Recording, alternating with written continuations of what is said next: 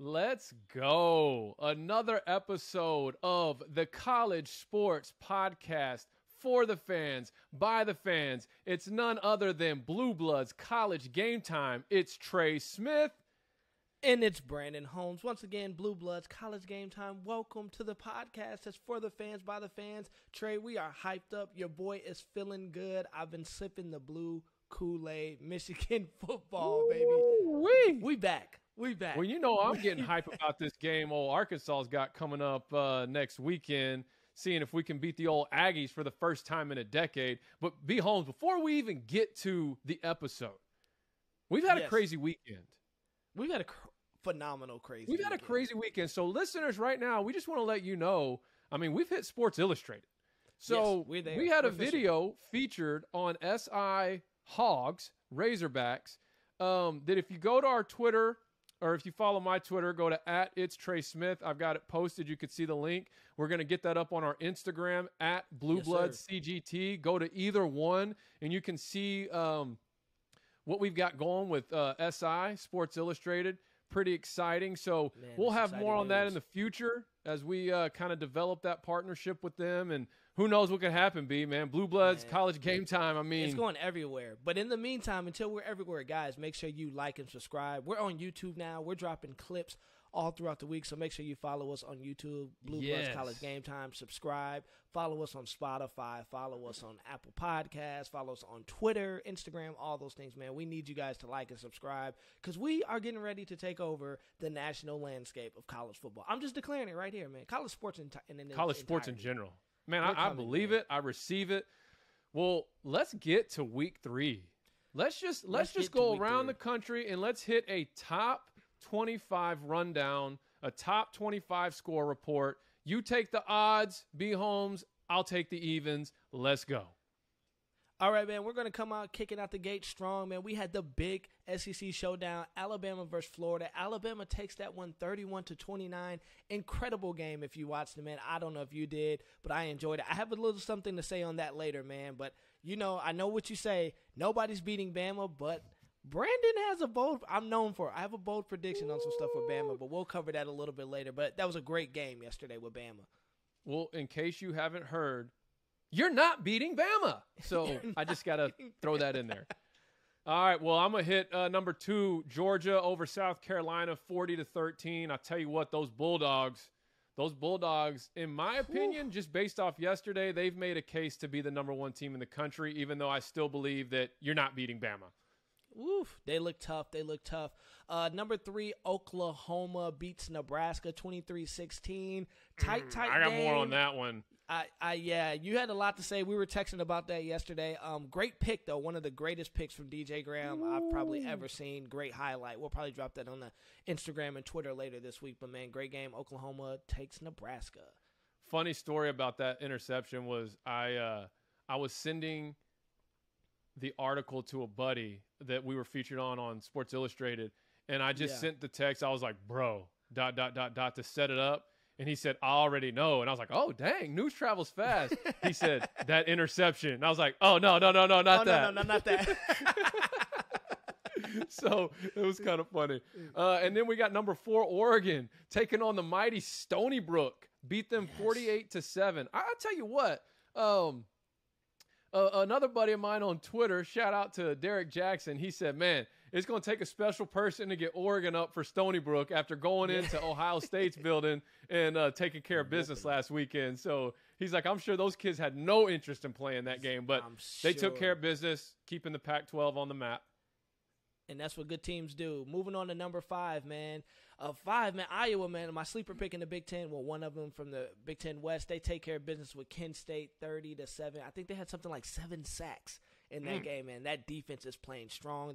It's the typical Iowa team defense, and we're going to pound the football. So I like what they see. I'm interested to see what happens as we go into Big Ten play. Yeah, the typical Iowa team that when they finally play a team that's athletic, they'll lose. Okay. Sorry. So, number 6, Clemson squeaks by Georgia Tech 14-8. I know you've got a little something to say about that later when we get to our weekly recap one of our segments on that. So I'm not going to say much else, but Clemson 14-8 over Georgia Tech in a game that I believe had a weather delay as well. Yes. Yeah, it did. And I got a lot to say about that later, but we're going to keep on moving. Number 7, A&M, man, they just take care of business. Not much to say there. They did play their backup quarterback. Their starting was hurt, but they ended up taking care of business against New Mexico, 34-0. Shout out to A&M. Big game against your boys in Arkansas next week, man. So I know they're geared up and ready to go. Big game next weekend. We got the number 8 Cincinnati Bearcats beat Indiana 38-24. That game was actually a lot closer than what the final score is showing. In fact, Indiana was leading for much of that game. It was a back and forth game, but then Cincinnati there in the end was able to pull away and, win by a couple possessions. Yep. Now moving on to number 9, this game actually was a lot closer than the score says. It was just some garbage time. That's number 9. Ohio State beats Tulsa 41-20. I watched that game till about 3 minutes left in the fourth quarter. It was actually a tight game. Man, and here's the key thing in that developing headline. What did I say about Ohio State's defense? Shaky. Kerry Combs, the defensive coordinator, didn't even call the defense yesterday. So, I mean, there's some things brewing in Columbus, man. We'll see what happens as they enter Big Ten play. Man, yes, we will. Well, I'll take these next two. We've had number 22 Auburn versus number 10 Penn State. And I'll tell you what, I've actually got more to say about this. But right now, all I'm going to say is it is officially on my bucket list to attend a Penn State Whiteout game. Penn State won 28-20. Great game. Incredible atmosphere. Getting back to your statement from 2 episodes ago about neutral site games having no place in college football, there's no way you get the atmosphere you had at that Whiteout game last night than if it was on a neutral site. So, and then I also got to unfortunately talk about this one as well. Notre Dame beat Purdue. Number 12 Notre Dame beat Purdue 27-13. That game was also close. Purdue just couldn't capitalize on some opportunities that they had. I'll talk more about that game, or I'll revisit that game when we get to our bold prediction review a little bit. Awesome, man. Moving on to number 13, UCLA versus Fresno. Now, Fresno was a team you told us to look out for, I believe, in week 1. You called it. You said they were a solid team. You actually picked them to upset. I can't remember who they played off the top of my head. Oregon, yep.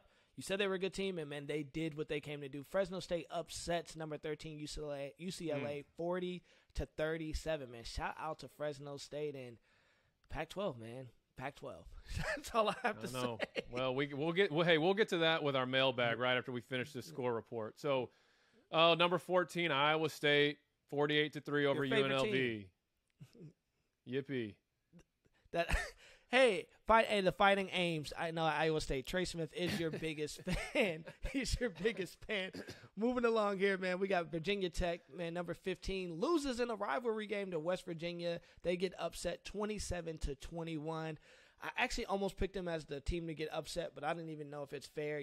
Virginia Tech is always Virginia Tech. They look strong. They'll pull up the crazy upset they're not supposed to win, and then they'll fumble one later down the road. Well, and then we had Coastal Carolina win a nail-biter against Buffalo, 28-25. I'm not even mentioning Coastal Carolina in a later segment, but if you think Coastal Carolina is the 16th best team in the country, you're an idiot. That's all I'm going to say. Okay, I'm looking at the rest of the layout right here. They would not beat Ole Miss. They would not beat BYU. I don't think they'd beat Arkansas. I don't think they'd beat North Carolina.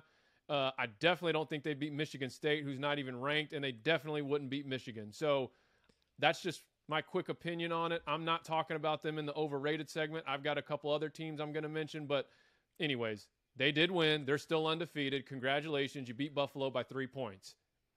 Hey, there we go, man. Well, we'll keep it moving. Your boys down in Ole Miss. Shout out to my man Tommy Brooker, big Ole Miss guy. Ole Miss takes care of business, 61-21 over Tulane, man. Shout out to those guys. Interesting as we get into SEC play, what they're going to look like, man. I like them. I like Matt Cole. I think he's. I've got a little tidbit on Ole Miss in a later segment in this episode.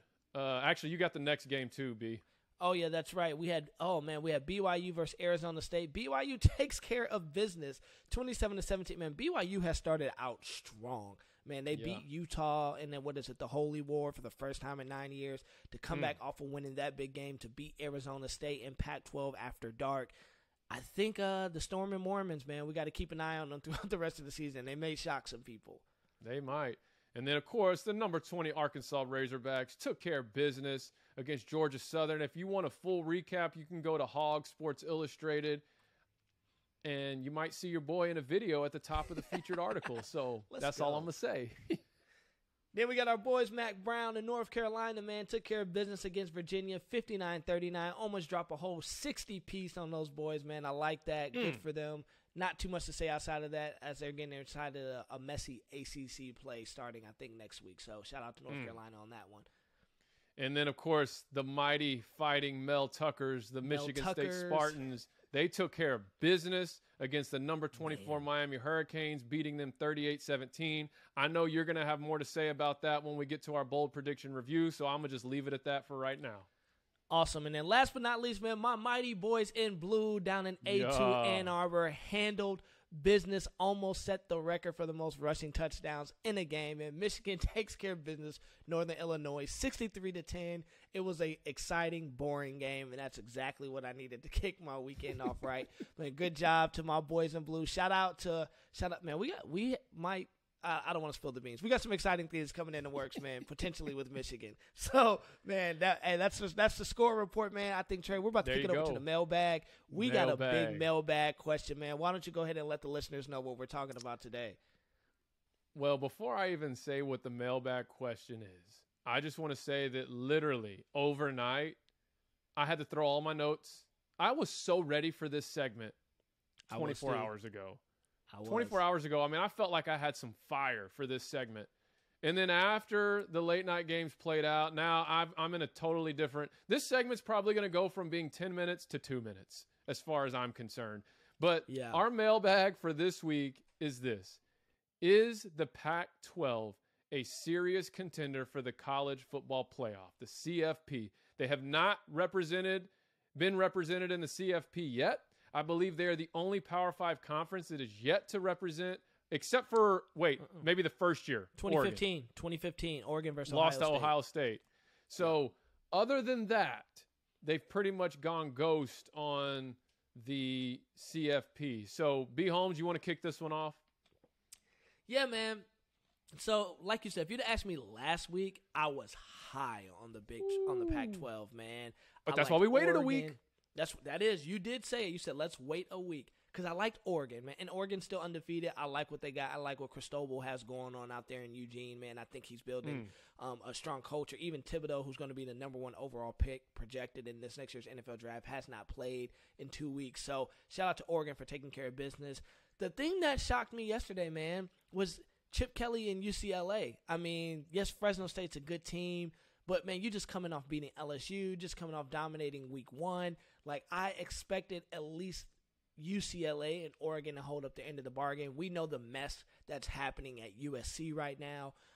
And here's the thing that I'm going to say. They're not back, and I don't know if they ever are going to get if they'll even get respected. Let me say this, because I don't want to say the respect they deserve. I don't think they deserve respect just yet.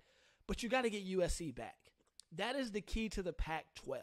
If USC is humming, then they have the respect. We have to be honest, in my personal opinion. Every conference has those set of teams that if they're not doing well, you don't really look at them. Like the Big 12, most people overlook it outside of OU. Now, if OU and Texas are playing well, man, people are high on the Big 12.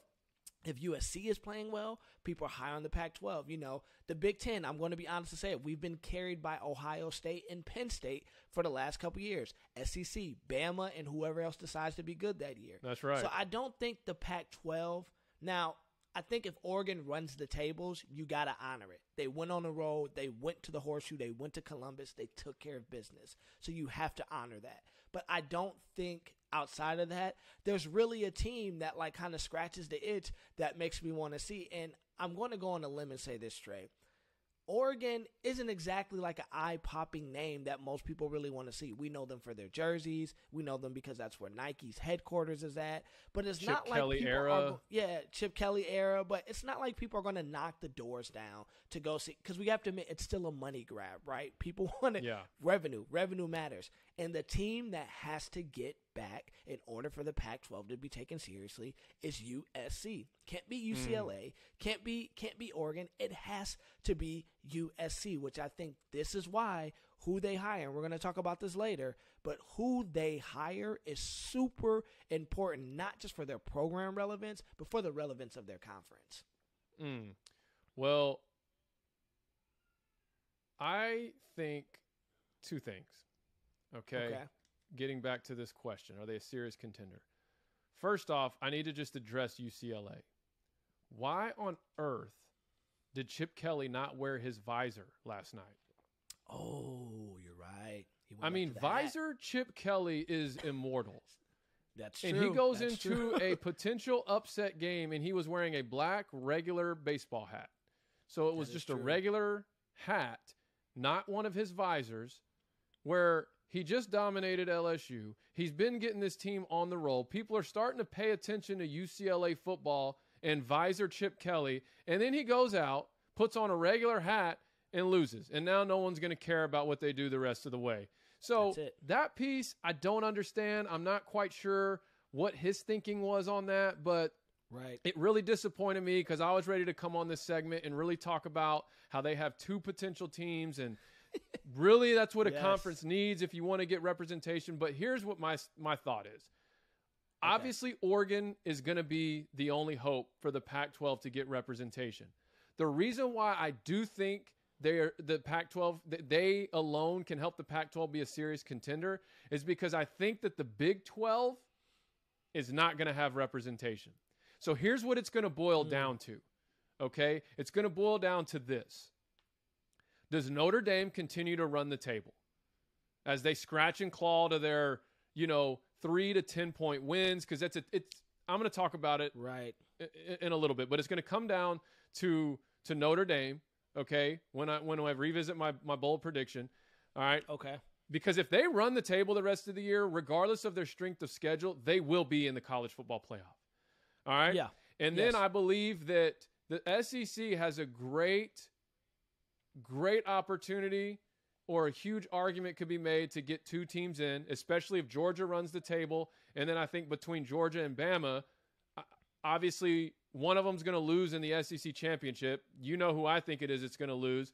But the other one will probably get in as that 4 seed or 3 seed or whatever. So now that absorbs 3 spots. So that 4 spot now is going to have to go to someone in either the Pac-12, the Big 12, or the ACC. Mm-hmm. The ACC you're going to talk about when we get to overrated. Yes. Okay? The Big 12 I'm going to talk about when we get to overrated. So that is where I think Oregon, because of really where the ACC and Big 12 seem to be lacking this year, that's where I think that they could slide in as long as they continue to take care of business. But to be honest with you, there's another team that I think is going to be in that top 4, okay, coming from the Big 10 that I'm going to speak about during my surprise segment. And that's where I do think that it's going to be really tough for a team like Oregon, is because I think the Pac-12 or whoever is going to be contingent on what Notre Dame does, because unfortunately Notre Dame is going to get one of those spots if they run the table. True. And they don't have to play a conference championship. It's how the media works. It's how it is. It's Notre Dame. It's, to your point, it's always a money grab.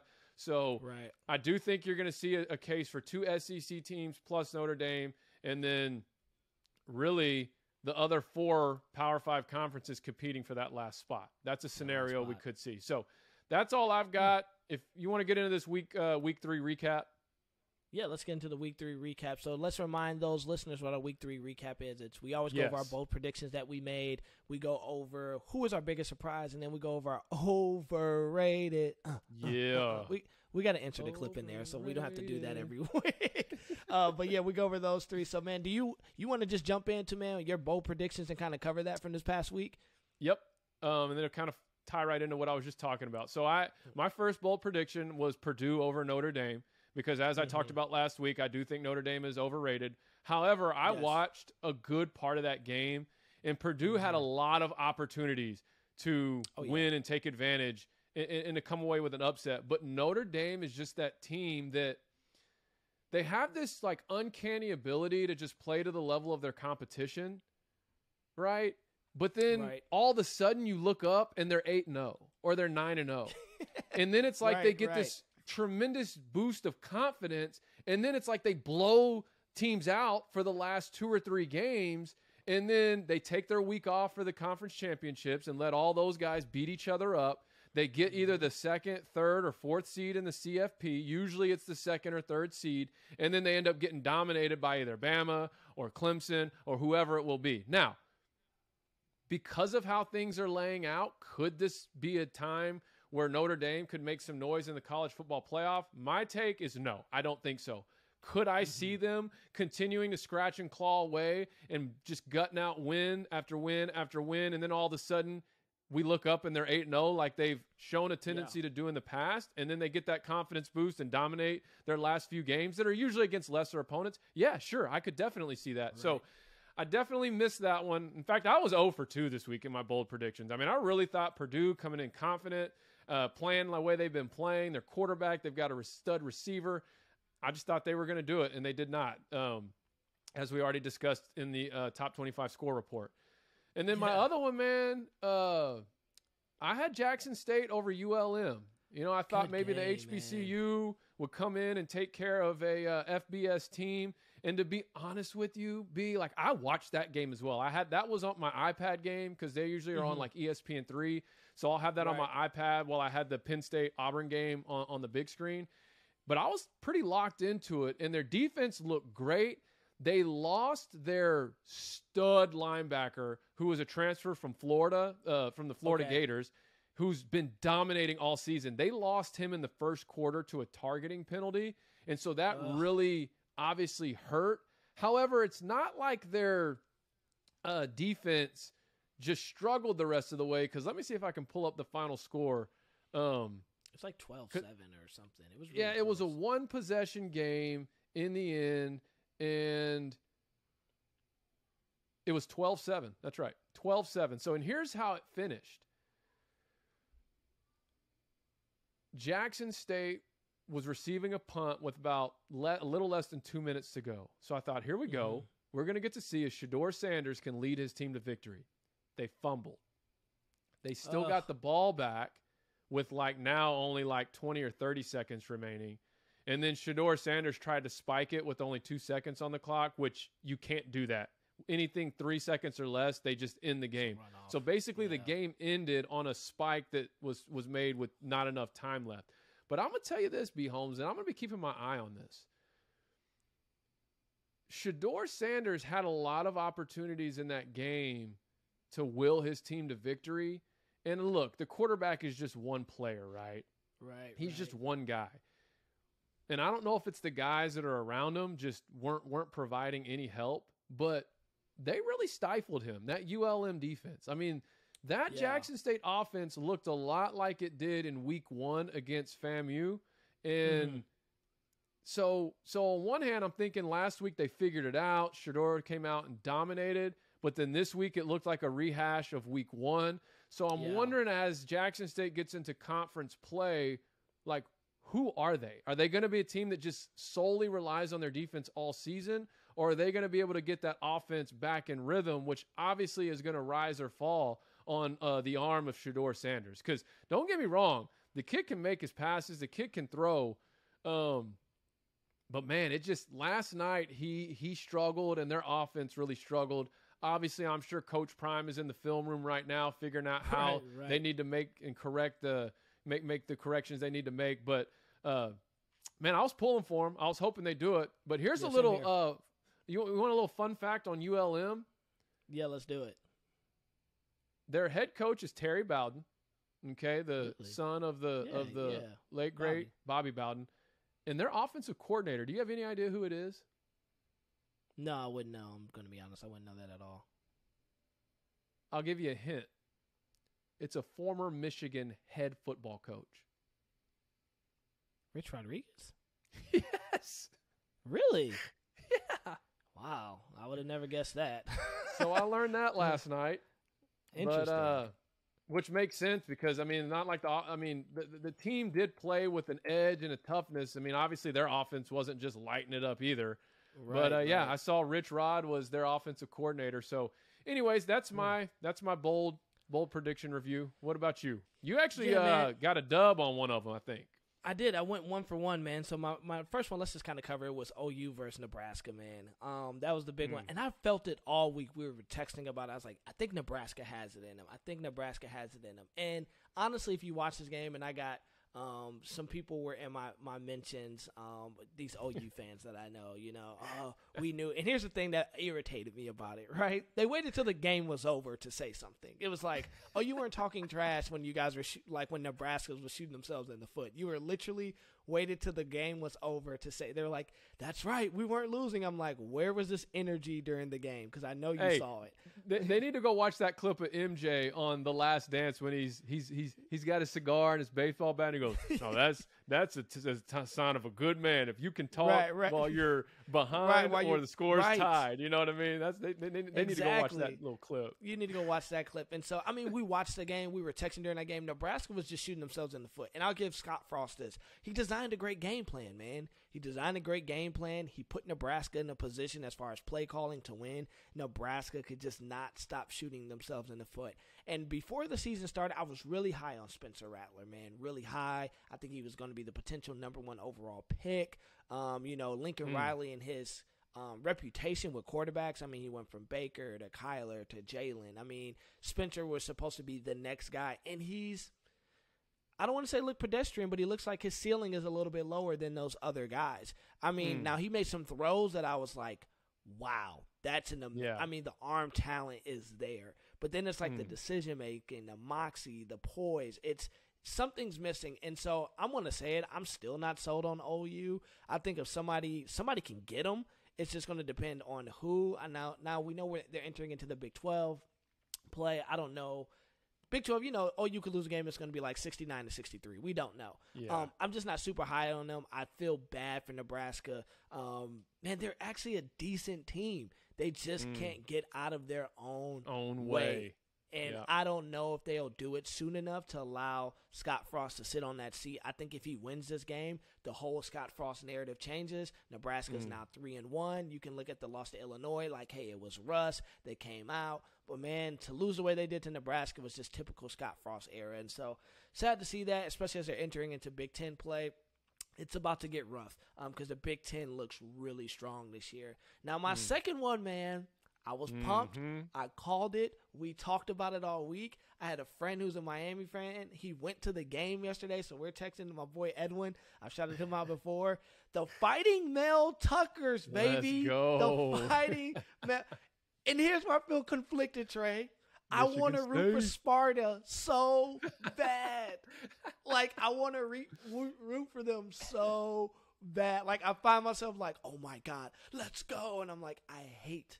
Like, hear me, listeners. I hate Michigan State. Hate them. Don't like them at all. But Mel Tucker, man, I love the guy. And you know what? He said something. I listened to the post-game presser, and he says this. He says, hey, man, they're like asking about the humidity and playing in Florida. And he goes, we wanted to take them to the deep end where we knew they couldn't survive. We knew we were prepared for it. And I texted you this during the game. I looked at his play sheet his card, and on the back it says, it takes what it takes. And I'm telling you, they play with that type of emphasis. We're going to get gritty. We're going to get dirty. We're going to play aggressive. We're going to play strong. And I'm telling from the moment the game started, I watched like the first series, and I go, Michigan State's going to win this game. You can see the fire. You can see the hunger. You can see the grit. That team is Mel Tucker's team. And I just love it, man. Well, on Mel Tucker, that guy to me reminds me of all there used to be like this viral bit like maybe a decade and a half ago about Chuck Norris, right? There are all these Chuck Norris jokes. Yeah, the Chuck Norris jokes. And like, Chuck Norris doesn't squeeze oranges. He simply looks at the orange until it produces the juice for him. So it's like, I'm thinking it's the same thing with Mel Tucker. It's like little boys wear Superman pajamas when they go to sleep at night. Superman wears Mel Tucker pajamas when he goes to sleep at night. Like he's that kind of just like aura and presence. Because I could care less about Michigan State. I have no dog in the fight with them at all. But I pull for him. I cheer for him because of him. And so, and you see it, man. We've been saying it since we started this podcast. That team takes on the identity of their head coach. And boy, Michigan State is a perfect example of a team that is carrying on the toughness, tenacity, and relentlessness that their head coach possesses. So, all right, overrated. You want to start or you want me to go? Yeah, I'll start. But before we jump into the overrated, hey, make sure you guys are liking and subscribing everything you're hearing here. Hit that subscribe button on YouTube. Go follow us. That's Blue Bloods, College Game Time on YouTube. Make sure you subscribe, man. We appreciate all you guys doing. We're going to do a couple more drops and plugs because, man, we love the support. But I jump into overrated, we're in our overrated, right? Our overrated. Here's my overrated for the week. The boy Dabo Swinney and the Clemson Tigers. Now, shots fired. For the better part of this decade, Trey, we've looked. They've been competitive. What did they play in something crazy like 3 back-to-back national title games? They've always kind of been competitive this decade. Dabo's always had his boys ready to go. They've had talent that come through. Great quarterback play. Great quarterback play. And here's the thing. Everybody was I was high on DJ, and I like DJ. I want DJ to do well, man. Comes from John Bosco off the West Coast. And I remember this last year, right?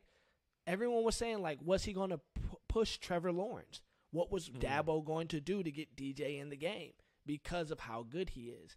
And, man, Clemson has just looked purely mediocre. Now, I tried to give what the first game they played Georgia. I tried to just chalk it up as Georgia. Georgia looks unreal on defense this year. They look unreal.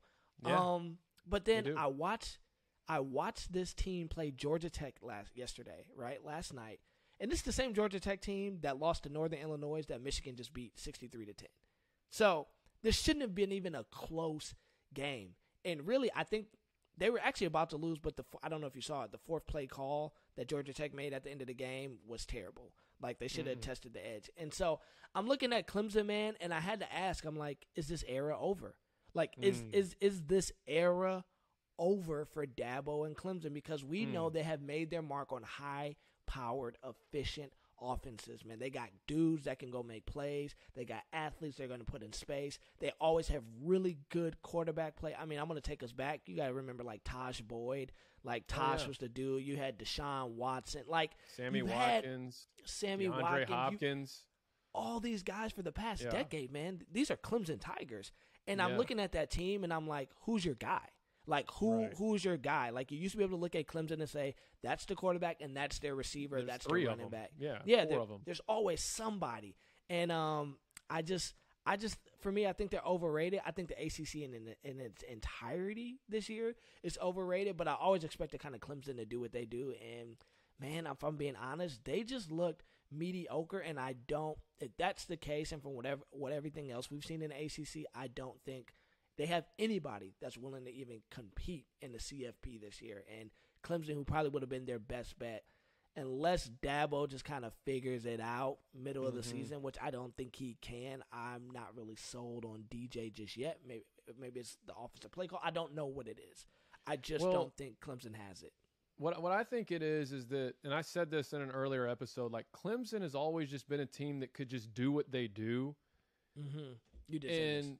And like, they could always just rely on the fact that the guy they have on their side of the field is going to be better than the guy that's lined up on the other side of the field. And so, I mean, whatever play we call, they can know it's coming, but they can't stop us. And I feel like that's something they've been able to build an identity on both sides of the ball.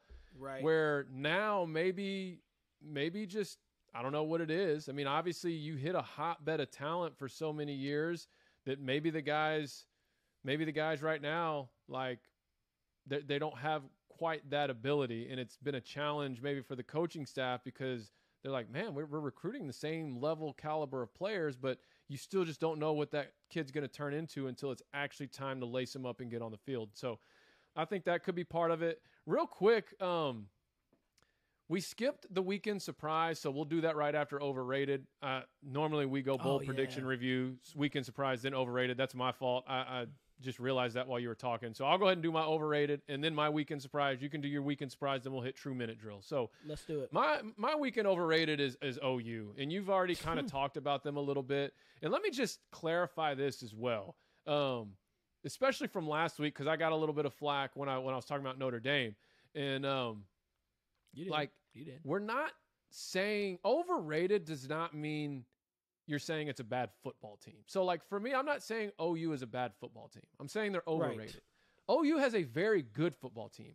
OU will probably win the Big 12. But you think OU is the third best team in the nation, I feel like you're sadly mistaken. Now, I'm not going to call you an idiot because, there's a reason OU's ranked that high, and a lot of it has to do with their recent history and who their coach is and who their quarterback is, and a lot of it's based on, I believe, what the potential for them to have this season. But just early on, what they've shown, they are not the third best team in the country. They're just not. Even close. Not even so close. I'm sorry, OU fans, but your team is not that good. They're good. They'll probably win the conference, but right now, as it stands today, you can't convince me that they're the third best team in the country.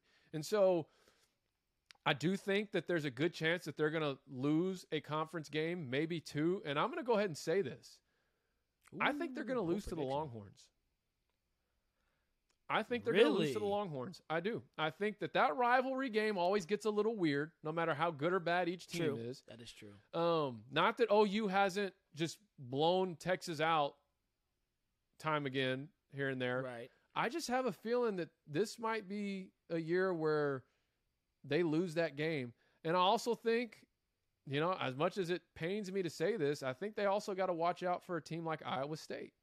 Yes. Who's going to be very strategic and calculated at how they attack the weaknesses of OU. And I say that because OU's weaknesses have really been on display here early on in the season. You already said this, but I'm going to say it again. Nebraska did everything possible to lose that game. Okay, they were a complete disaster, whether it was penalties, mishaps, poor execution. Like, they did everything to beat themselves and still in the end had a chance to win. I mean, they still in the end had the possession, one possession down, their ball, time on the clock, with a chance to go down and at least tie the game, maybe win it if Frost would have chose to go for two. But then it was a sack, game over. I mean, right. I'm just thinking, though, as bad as Nebraska played, as bad as they beat themselves, the fact that they were still in that game, I mean, that should cause some alarm and some red flags for OU and their fans. So that's it for overrated. Let's get to weekend surprise. I've got two weekend surprises I want to talk about. My first one is Penn State. Not because I'm surprised that they won that game. That is not what I was surprised about. But my surprise, if we're just talking about them in general, is this is a team that could do it this year. And the way everything's laid out, they're the Big Ten team I was referring to earlier that I believe could get into the college football playoff and really make some noise. I mean, I think we could see a Penn State-Alabama national championship game. Now, it would take their best foot forward. It would take their, really continuing to build confidence and get on a roll. And yes, I'm a little emotional because of how great that atmosphere was last night and how moving and inspiring it was, seeing that fan base just going crazy and the stadium being, Whiteout and all of that. But that's a team that they've been knocking on the door really since Franklin got there and was able to get his system in place. Since James Franklin's been at Penn State and get his system in place, they've been knocking at the door. They get the New Year's Six. And I just think with where Ohio State's at, obviously your boys up in Ann Arbor are going to have something to say about this, but I think this really could be – yeah, exactly. This could really be a year, though, where Penn State makes some noise. It's just – I don't know. I mean, it's like they got to go through the Big Ten ringer to get there. But I think if they do, they can maybe make some noise. So Penn State was one, and then my other one, man, is Ole Miss. They kind of reminded me of the Dallas Cowboys coming into this season, and what I mean by that is they just needed a defense that doesn't suck, right? Like if last year, if they just would have had a defense that wasn't god awful, like they probably would have won even more games than they won. The only thing I question with Ole Miss is, will they beat Arkansas? Because it's like it's something about Arkansas, and yes, I am an Arkansas fan, but even in the worst 7-year stretch in our history, we're still 5-2 against Ole Miss. I don't understand that. It's been years where like Ole Miss was a top-ranked team, they beat Bama, and then they come in and turn around and lose to Arkansas. Right. My honest opinion, though, is they're going to take care of the Razorbacks this year. Just looking at what their defense is doing, with Lane Kiffin and that offense and that quarterback, they're going to make some noise.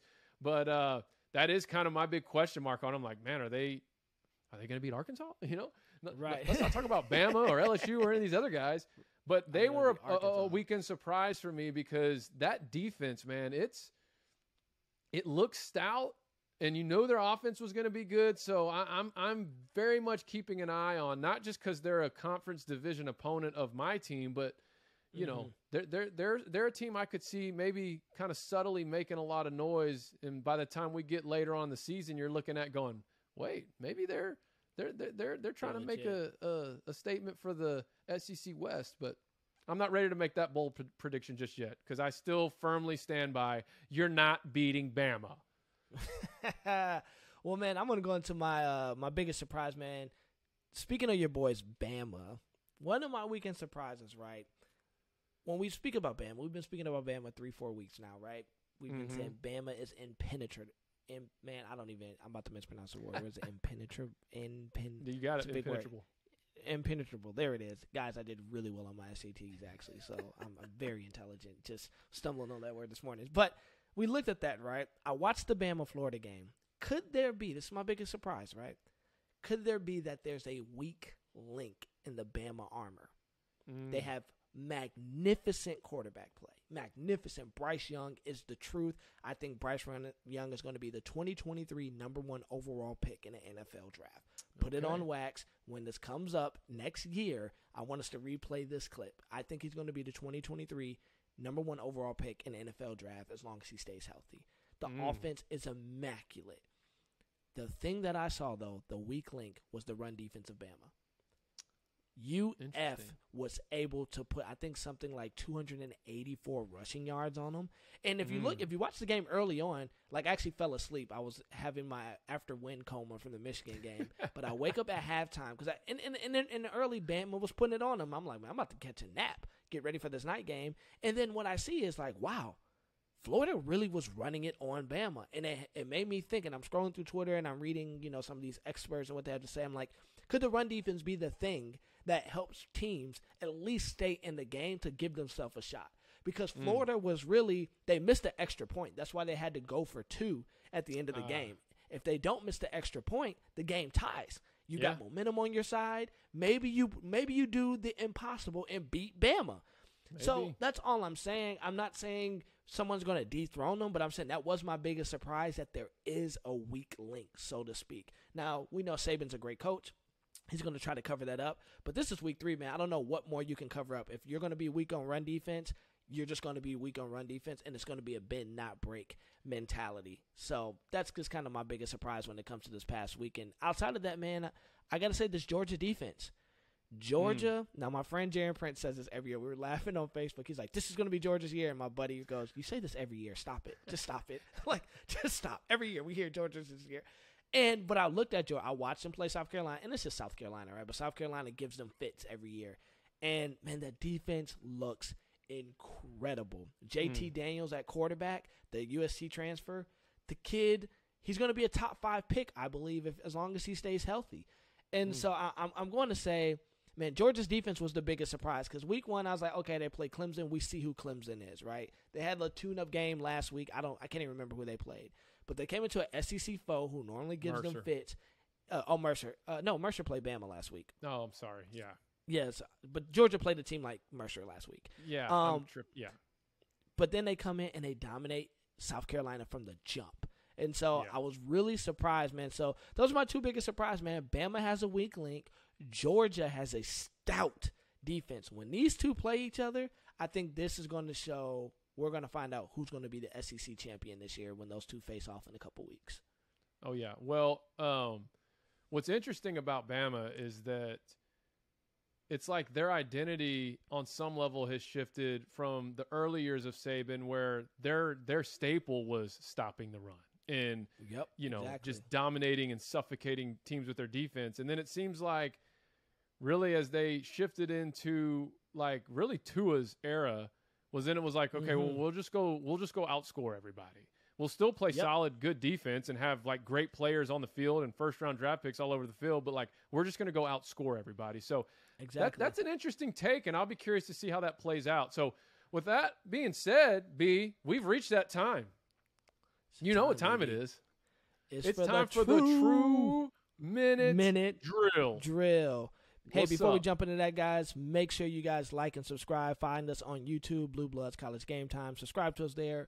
Anywhere else you listen to your podcast, man, make you share, like, leave a comment, send to a friend. We appreciate you greatly. Hey, and if anybody wants to sponsor the True Blue Minute, holla at us, man. Holla at us. We are open for business. We are. We're making moves with Sports Illustrated right now. Like, if you want to get in, now is the time. Now is the time, man. Come on in. Let's go.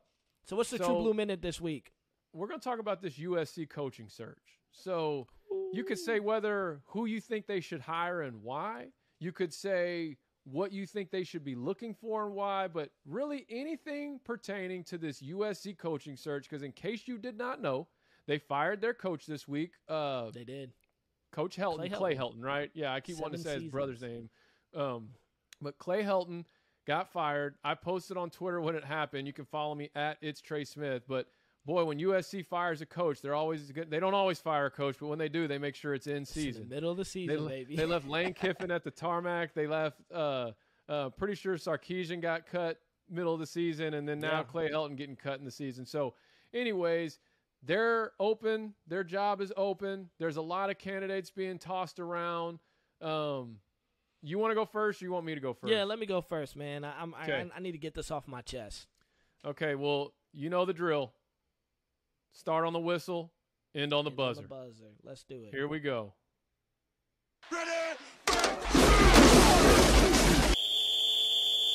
All right, USC, this is what you need to do. First, you need to follow me on Twitter at RealBHolmes, because this is what I told you. If there is a name you need to go get, you need to go get my man, Goat Franklin, a.k.a. James Franklin from Penn State. If you watch what he's done since the moment he stepped foot in Happy Valley, he has transformed that program. He gets them up for big games. He gets the talent he needs to win. At Penn State, they have a moxie. They have a swagger. He has the gall to make the big calls in a big moment. Like if you'd watch the play back of the end zone, like 3rd down and 3, he throws the fade route to the outside where only his wide receiver, or you're going to get a PI penalty call. That's the kind of coach you need. But then you also need a coach who can handle Hollywood. And James Franklin has the swagger. He has the personality. He has the boldness to handle Hollywood, to recruit at a high level, and to coach big games. If I'm USC right now, I'm calling James Franklin, finish the season, and come get you a house in Malibu or Beverly Hills, wherever you want to be, and bring USC to the top. All right. Money. Okay. Hey man, I've been sitting on that. I've been ready to get that off my chest. I see. Well, here I go. I've got a lot of thoughts, but I'm here we go. Ready? Okay, USC, here's what you need to do. You need to go find a coach that is able to do two things. They are able to connect with the streets, and they are able to connect with Hollywood. One of the things that Pete Carroll was legendary for was being able to play both sides of that coin. A lot of folks say that USC must go find a Cali guy, and this is why. They talk about the Cali swag. They talk about understanding the kids. The reason why is because it takes the type of personality who, on one hand, can spend their time in areas that may be a culture shock to them from how they grew up, and connect with people in the streets and in areas where maybe there's gang affiliations and things of that nature. If you read about Pete Carroll, he had strong relationships in some of the toughest areas of South Central LA. But then on the flip side, he's getting Will Ferrell and Snoop Dogg to all of his practices playing the Hollywood game as well. I'm not from Cali. I've been to Cali. I remember sitting in church where on one side there was Rodney Jerkins, the Platinum Award-winning producer, Darkchild, and then on the other side there was a well-known, notorious gang member in the area, all on the same row. I'm over time, but that's what I think they need to go get. Man, you know, and I know we're getting ready to get out of here, but I will say this. I read this. You're right. USC needs to not worry. I don't think, this is my opinion, you don't got to get the Cali guy. You got to get the right fit. Yeah. It's all about fit. And their last couple guys have been Cali guys, because I think Helton's like a Cali. He was a guy that was in the system or whatever. I think, man, I'm telling you, they want to win. Unless you can go get Urban Meyer. Unless you can get Urban. Yeah. Well, he's just so iconic enough to where he'll transcend it all. Like, I'm not from there, but I've been there like multiple times doing outreaches with Dream Center LA. And so I've seen firsthand how like you can spend your morning with homeless people on Venice Beach, or you can spend your your morning in Watts, California on Grape Street at Jordan Downs Community Center outreaching to kids, where I remember one year it was like, we've got to go now because there was someone had caught wind of two local gangs were getting ready, like something was getting ready to go down and they had to get us out of there. Like, and then that evening being on a TV show, it's not, Whose Line Is It Anyway? But it's the one that Wayne Brady hosted. I can't remember. It was finishing. It was like finishing a song. So we got to go on, finish the lyric. Yeah, we got to go on that show, and it actually wasn't Wayne Brady. It was the former lead singer of, I think, Sugar Ray or Sugar whatever. Oh, Mark. Whatever his name is. I know you're talking about. But what I'm saying is like, and for me, this born and raised Texas boy, I was like, oh my goodness, like it's. You know, it's like if you don't know how to handle that, you're not going to be able to be successful at USC because it is just a different environment. You've got to understand Hollywood and you've got to understand the streets. Like you've got to understand and be the type of person that could come in and know how to communicate and network in both worlds. And if you pull someone, you know, Matt Campbell or Luke Fickle from the Midwest, I'm not going to say they can't do it, but it's going to be extremely difficult for someone that all they know is Midwest culture, Midwest slang, and Midwest kids to go in that type of environment where you're literally in one day spending time with people on opposite ends of the spectrum and really having to be able to, one, like Pete Carroll, he got so much because he wasn't scared. Like he wasn't scared to go into areas that I think a lot of head coaches might be scared to go into. Absolutely. And he just went in there and had conversations. And that's how he got his in with a lot of the different high schools and a lot of the different kids. And then he also wasn't scared to go in these celebrity rooms and go after guys like Will Ferrell and play the Hollywood game as well. And so to me, that's the kind of personality that they need. And then as it pertains to an X's and O's, quit going and trying to find the next sexy offensive guru. Okay? Get back to your roots of what Pete Carroll built. He built those teams on a strong defense. Then they got the Reggie Bushes. Then they got the Matt Leiners. Then they, you know, early on he had the Carson Palmers. I'm not saying they didn't have high-octane offenses, but he came in and built those defenses in a way where they could anchor those teams down. And then his offenses eventually got to a point where they were just scoring ridiculous amount of points a game. But, like, don't go find the next air raid guy. Like, go find your coach that understands Los Angeles, understands the culture, and then we'll rebuild that defense. And I'm gonna tell you right now, my under the radar name is Jack Del Rio. You've been saying that. We texted about that. I said I think he could do it. He played at USC. He played in the NFL. He coached in the NFL. He had some success as an NFL head coach. He had success as a coordinator. Like, I think that's a guy that could come in who understands the culture. That's a guy who can understand both sides of the spectrum of Los Angeles, of Southern California, and I think he could have success. Well, we just need to start a coaching search firm, bro, because we give out way too much free game on this podcast. But, man, we want to say thank you guys for joining us for another week of Blue Bloods College Game Time. As always, make sure you like, subscribe. Trey, where can they find you at on Twitter, man? At It's Trey Smith. And you can find me at Real B Holmes. Find us on Instagram, Blue Bloods CGT. Follow us on YouTube, man. YouTube, we're dropping content. We're working on some other stuff where we can drop some content, man, throughout the week. Find us on YouTube, Blue Bloods College Game Time, man. We are so thankful you guys listen to us. And until next week, man, it's over. Peace.